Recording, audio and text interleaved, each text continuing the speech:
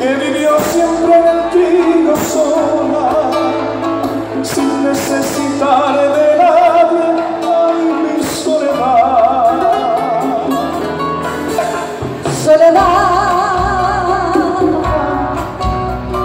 es criatura primorosa que no sabe que es hermosa y sabe de amor mil años. Ay, mi soledad. Soledad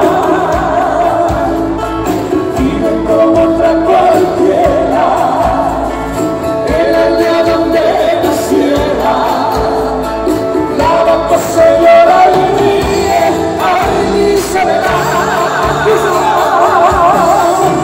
Pero yo la quiero así distinta, porque sincera, es natural como el agua que llega, corriendo alegre desde el manantial.